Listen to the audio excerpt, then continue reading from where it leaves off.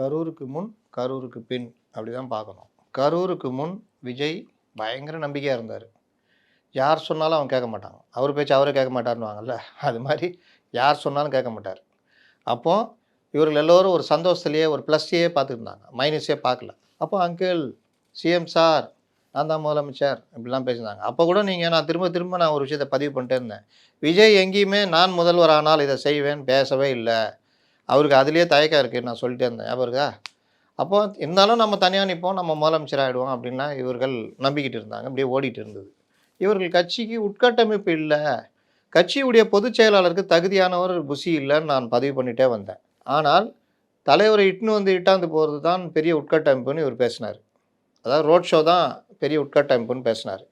ஆனால் உட்கட்டமைப்புன்றது பலமான கட்சி அணி, எந்த இடர்பாடுகள் வந்தாலும் உறுதியாக நிற்கின்ற நிர்வாகிகள் கொண்ட இது அப்படின்னு திமுக நிற்கிது பார்த்தீங்களா, அந்த மாதிரி. அப்போது ஒன்று, புசி ஆனந்த் ஒரு பொதுச் செயலாளருக்கான தகுதி இல்லாதவர்னு பேசணும். இது எல்லாமே எங்கே அடிப்படுதுன்னா கரூருக்கு பின். என்ன அடிப்படுது? முதல்ல பொதுச் செயலாளர் ஒளிறாரு. அப்போ பலமான பொதுச் செயலாளர், ஒரு அரசியல் மயப்படுத்தப்பட்ட பொதுச் செயலாளர் இவர் இல்லை. அரசியல்வாதி உள்ளுக்குள்ளே பயம் இருந்தாலும் வெளியில் அப்படி நின்று இந்த வின்னர் பட வடிவேல் மாதிரி நிறுத்திட்டு நிற்பான். ஏன்னா வேறு வழி இல்லை, நின்று தான் ஆகணும், இல்லை அசிங்கமாக போயிடும். Eagle Electronics Festival of Discount Sale. Home appliances and kitchen appliances, furnitureகள் என அனைத்தும் சென்னையிலேயே மிக குறைந்த விலையில்.